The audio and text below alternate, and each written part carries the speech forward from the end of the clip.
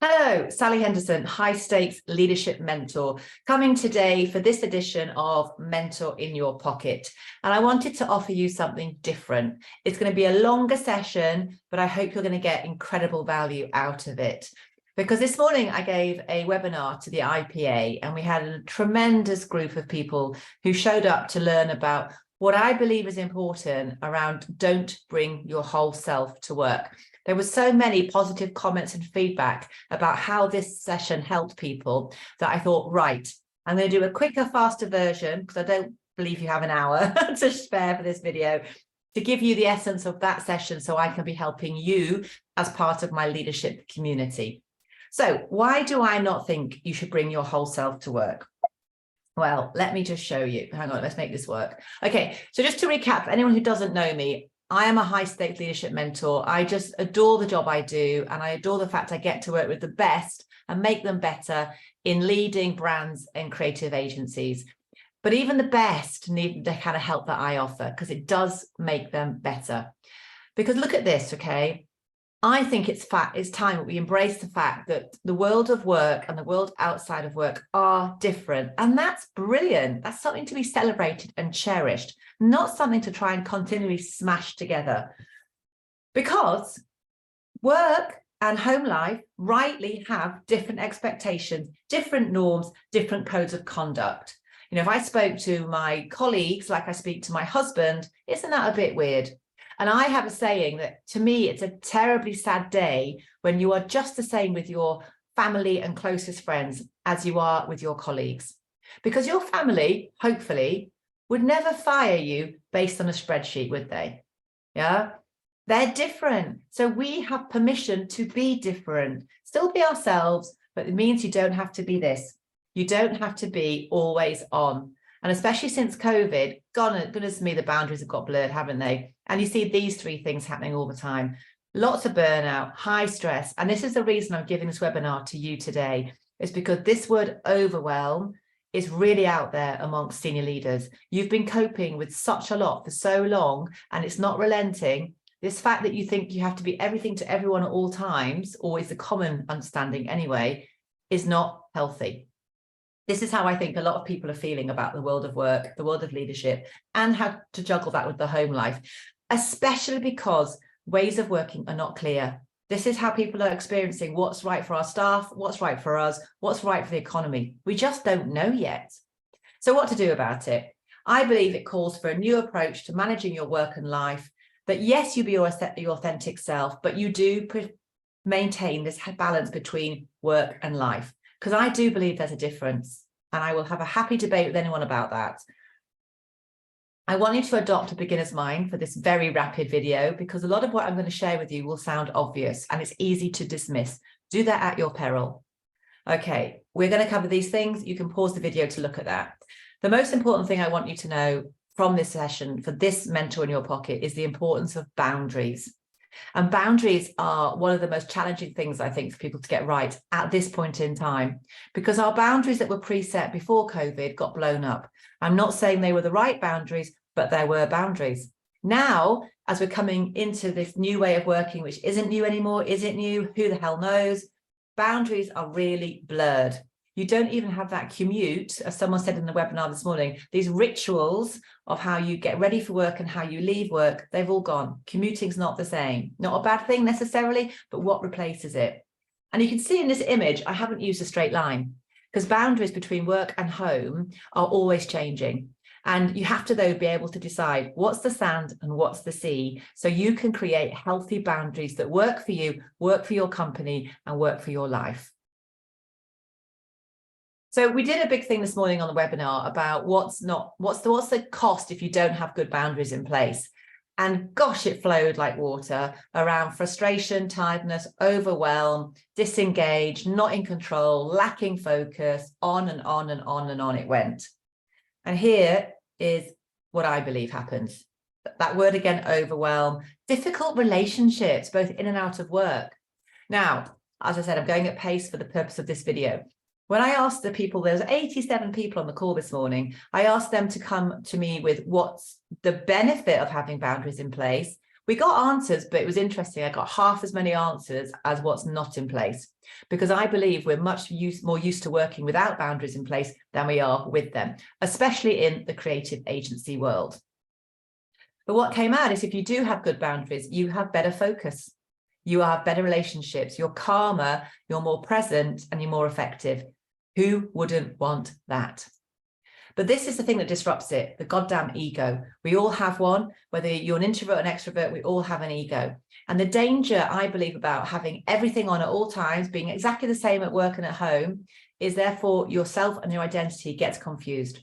When I had my previous company, the career company that I ran and put my heart and soul in for 7 years, my self-worth, my identity, my ego was 100% controlled by how well my business did or not. Because there was no stop between Sally Henderson and start between the career company. We were an absolute blended ego, a classic entrepreneur founder mistake, and one that is super, super unhealthy and unhelpful. You have differentiation, you have balance, your ego is in better control, and yourself is protected because it's not wholly linked to your identity at work. Because this thing shows up, fear. Fear gets in your head, creates imposter syndrome, when I believe you're trying to be all things to all people at all times and you're just exhausted, frazzled. So what to do about it? Here's my tool, PIPI, professional identity, personal identity. Now, I'm only going to whip through these for the purpose of this video, but here's some quick stuff about my personal identity. I'm a mum, I'm a wife, I'm from Yorkshire, I love drinking, normally champagne. My amazing mother there, who I took her out that day because she survived bowel cancer. My rescue dog, Rolo, I got in lockdown, cliche, but best thing in my life from lockdown, definitely one of them. And the fact I got attacked by an orangutan when I went traveling in 1998. Whoosh, whistle stop tour into my personal identity. This is all of me outside of work.